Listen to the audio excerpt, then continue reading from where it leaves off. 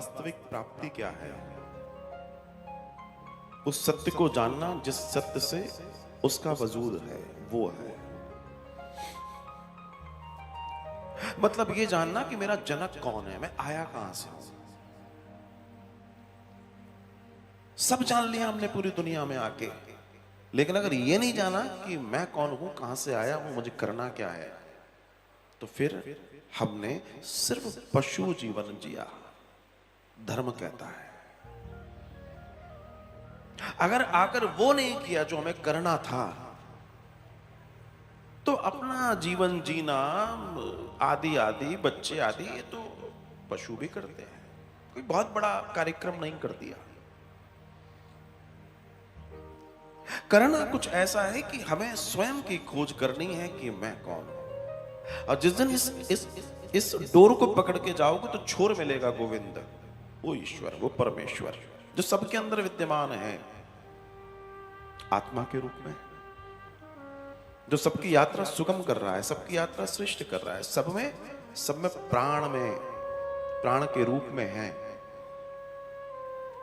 और उसी चेतन से अब सब यात्रा करते आए हैं।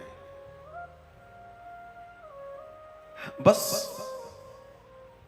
हमने जैसा वातावरण देखा, अगर उसके अनुसार हम ढलते चले गए और अगर वो ठीक नहीं रहा तो मन गड़बड़ा जाएगा, इंद्रियां गड़बड़ा जाएंगी, शरीर गड़बड़ा जाएगा, सब कुछ गड़बड़ा जाएगा। और इसमें पूरा लोड जो पड़ता है वो पड़ता है आत्मा के ऊपर।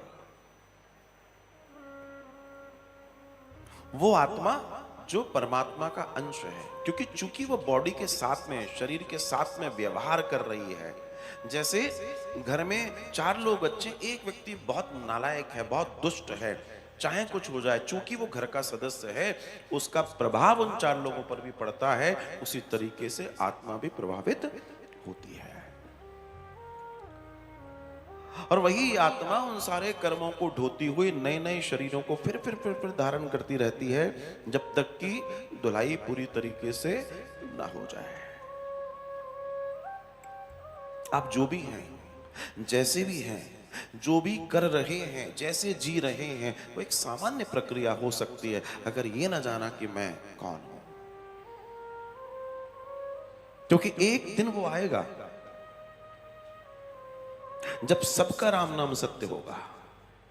ऐसा कोई नहीं है जो बच जाएगा, बचता कोई भी नहीं है, बचना किसी को है भी नहीं है। अगर मैं सुबह उठकर इस बात पर ध्यान दूं कि मैं एक दिन मर जाऊंगा, सिर्फ एक मंत्र सुबह उठते से ही कॉन्शियस में आ जाए, अब तय मान के रख चलना, पूरा दिन सुधर जाएगा, पूरा जीवन सुधर जाएगा। क्योंकि हम उस सत्य से 2-4 नहीं होना चाहते, बस सब कुछ हो जाए, मृत्यु नहीं होए। और जितना कार्यक्रम है उससे बचने के लिए तो हो रहा है, होना चाहिए। जब तक है स्वस्थ रहे, मस्त रहे, आनंदित रहे, भगवान की कृपा बनी रहे, सारे काम सुचारू रूप से चलें, और जब जाएं तब भी चलते चलते जाएं, सड़ते सड़ते ना जाएं।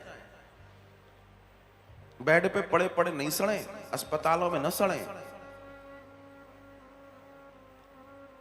जिस नरक को हमने सुना है ना, नरक और स्वर्ग क्या होता है, तो वही नरक है। अस्पताल क्या है? नरक है।